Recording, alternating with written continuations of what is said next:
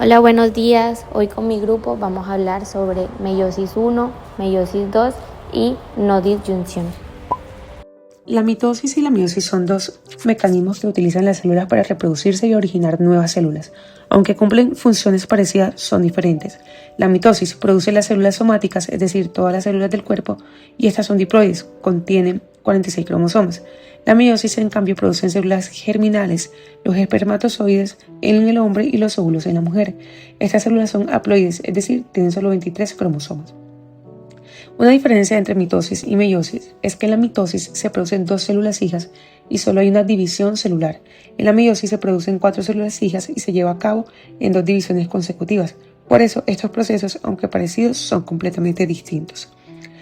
Para comprender la meiosis debemos recordar las partes de las células involucradas. La membrana celular protege todo el contenido, la membrana nuclear guarda lo que está en el núcleo. Dentro del núcleo encontramos el nucleolo y el ADN, que contiene toda la información genética. En el citoplasma identificamos los centriolos, que serán fundamentales para organizar los microtúbulos durante la división celular. El uso acromático es la estructura formada por esos microtúbulos y se encargará de mover los cromosomas. La interfase es la fase más larga del ciclo celular, pero no hace parte de la meiosis directamente. En G1, pues la célula crece y fabrica proteínas. En la fase S se duplica el ADN, lo cual es esencial porque la célula debe entregar información genética a sus células hijas.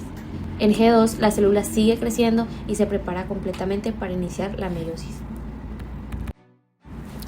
La profase 1 es muy importante. Aquí desaparece la membrana nuclear y el nucleolo. Los centriolos se van hacia los polos de la célula y se forma el uso acromático. Los cromosomas homólogos se emparejan formando tétradas. En este momento ocurre algo clave, el crossing over. Los cromosomas intercambian segmentos de ADN en los quiasmas, lo que genera variabilidad genética.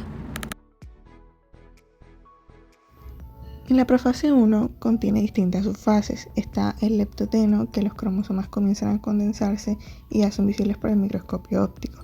Además, aquí ya se componen por pares de cromatías hermanas. Luego el cigoteno, en el cual se forma el complejo sinaptotérmico y los cromosomas homólogos comienzan a parearse. Luego en el paquiteno, que lo más importante que ocurre es la recombinación genética o el crossing over, y además de que los cromosomas homólogos se mantienen juntos a lo largo del complejo sinaptotérmico. En el diploteno, el complejo sinaptotérmico se desintegra y los cromosomas homólogos comienzan a repelerse y solo quedan unidos por los quiasmas. Aquí en esta parte los ovocitos primarios se quedan hasta la pubertad. Y por último el diacinesis, en que se ensambla el uso mitótico y además los cromosomas se compactan mucho más. En la metafase 1, los 23 pares de cromosomas homólogos se alinean en el plano ecuatorial de la célula. Esta alineación no sigue un orden. No todos los cromosomas del papá quedan en un lado ni los de la mamá en el otro. Es completamente aleatorio. Esto también contribuye a la variabilidad genética. En la anafase 1, los centriolos tiran de los cromosomas homólogos y los separan. 23 van hacia un polo y 23 hacia el otro. Aquí la célula deja de ser diploide, porque ya no tiene pares homólogos. En la telofase 1, la célula se alarga, se forman los núcleos y ocurre la citocinesis, dando como resultado 2 células haploides con 23 cromosomas cada una. Cada una de las 2 células entra ahora a la meiosis 2. En la profase 2, vuelve a desaparecer la membrana nuclear y se forma un nuevo uso. En la metafase 2, los cromosomas se alinean en el ecuador y los microtúbulos se unen a los cinetocoros de cada cromátida. En la anafase 2 de la meiosis, las cromátidas hermanas finalmente se separan gracias al acortamiento de fibras del uso.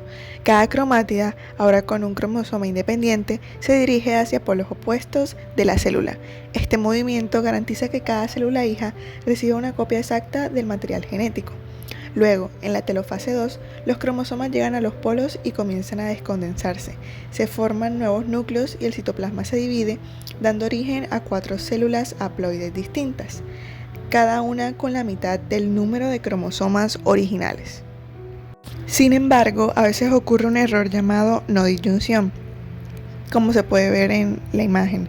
Este error sucede cuando los cromosomas no se separan correctamente durante la meiosis 1 o la meiosis 2. Como resultado, se forman gametos con un cromosoma extra N+1 o con un cromosoma menos N-1. Si uno de estos gametos anormales participa en la fecundación, el embrión puede presentar trisomías como el síndrome de Down, 47 cromosomas, o monosomías dependiendo del cromosoma afectado. La no disyunción entonces es una falla en la división, pero con grandes consecuencias genéticas. En conclusión, la meiosis 1 y 2 son procesos esenciales que permiten la formación de gametos con la mitad del número de cromosomas. En la meiosis 1 ocurre la recombinación genética y la separación de los cromosomas homólogos, lo que garantiza variabilidad en cada célula hija. Mientras que en la meiosis 2, las cromátidas hermanas finalmente se separan originando 4 células haploides únicas. Gracias a la meiosis, cada ser vivo es genéticamente diferente y es precisamente este mecanismo el que asegura la diversidad de la vida y la continuidad de las especies. Muchas gracias.